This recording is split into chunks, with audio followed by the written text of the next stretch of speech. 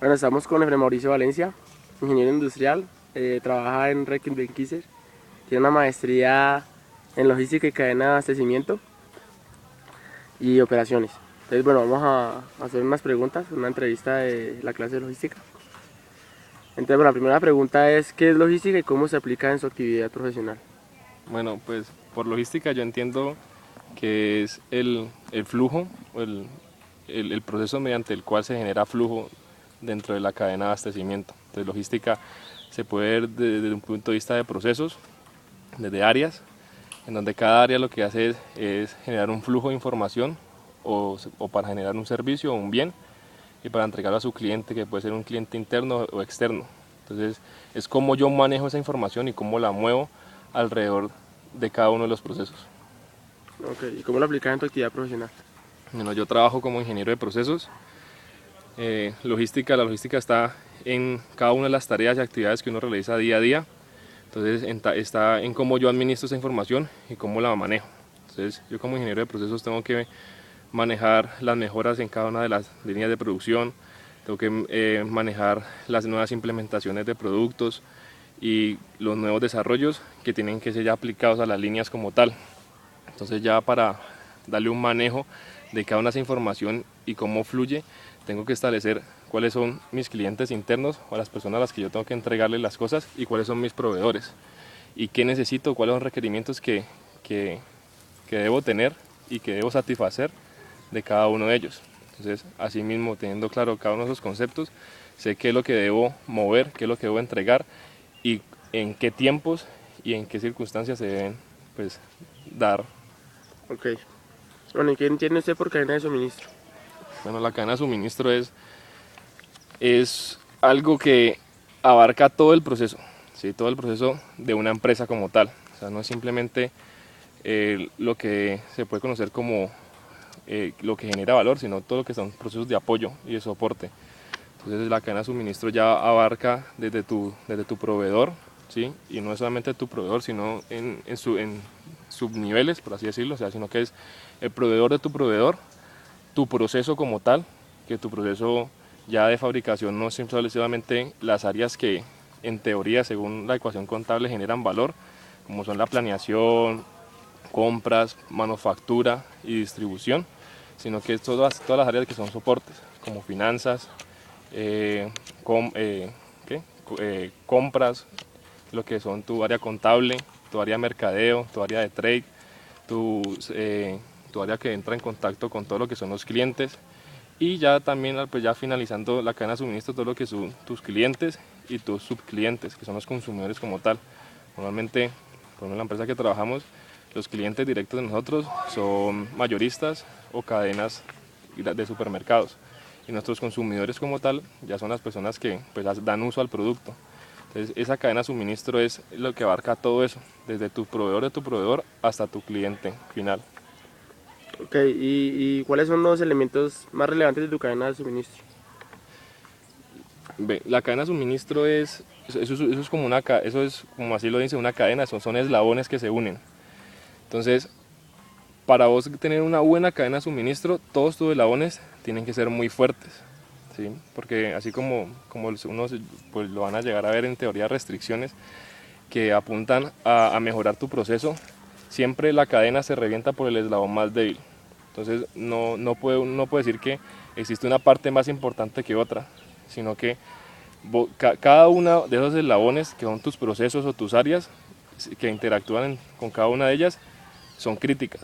Entonces vos no puedes permitir que un área tenga mayor relevancia que otra, sino que todo debe tener la misma importancia y todo debe tener la misma fortaleza en cada uno de esos procesos para lograr que ese valor fluya. Ok, entonces, ¿cómo podríamos diferenciar la cadena de suministro con la logística? Bueno, logística como tal es el proceso en el cual yo genero valor, genero flujo, ¿sí? Y supply chain management es como yo administro mi cadena de valor.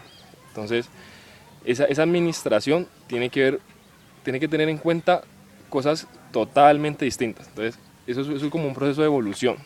Entonces, antes de llegar a hablar de supply chain management, comenzamos a hablar de MRP, que es como la empresa comenzó a administrar sus recursos en cuanto a pedir, ordenar requerimientos de materiales, ¿sí?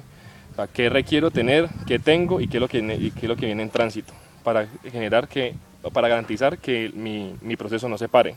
Luego pasó el MRP2, que ya comenzó solamente a tener en cuenta mis requerimientos de materiales, sino cómo voy a distribuirlo y cómo voy a entregarlo, en cuántos tiempos de entrega, ¿sí? Luego pasamos a hablar del ERP, el ERP que ya comenzó a hablar todo lo que es el proceso interno de la organización, teniendo en cuenta las demás áreas funcionales, pues como son otros procesos como finanzas,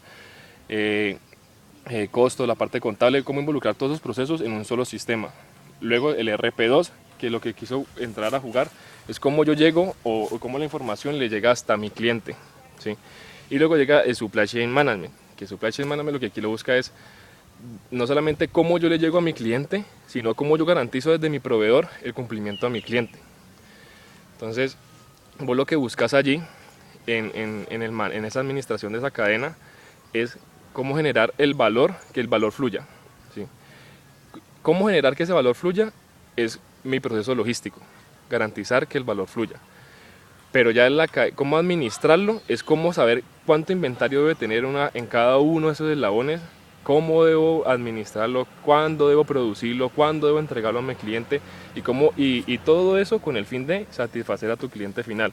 Y tu cliente final no visto desde el punto de tu cliente, el comprador directo, sino el consumidor final, ¿sí? La persona que realmente lo va a usar.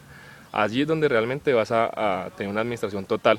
Entonces es desde el punto de vista de que tienes que saber cuántos distribuidores tener, cuánto debo tener en cada centro de distribución, cómo debo llegarle a mi cliente, cómo cumplir en tiempos de entrega, cómo no generar sobrecostos, cómo no generar sobreprocesos en mi planta, cómo no tener retrasos con mis proveedores, ¿sí? Porque todo eso se llama como el golpe de látigo, ¿sí? Entre más allá sea el eslabón, más duro será el golpe. Entonces, si yo comienzo a fallar en mi proveedor, golpeo durísimo a todos mis clientes finales. Entonces, eso es lo que busca la Supply Chain Management, evitar que cualquiera de esos golpes se den al final de la cadena. Ok. ¿Y cómo la calidad se puede ver afectada por el supply chain management? Pues la calidad se ve afectada totalmente si uno no tiene una administración adecuada de la cadena de valor.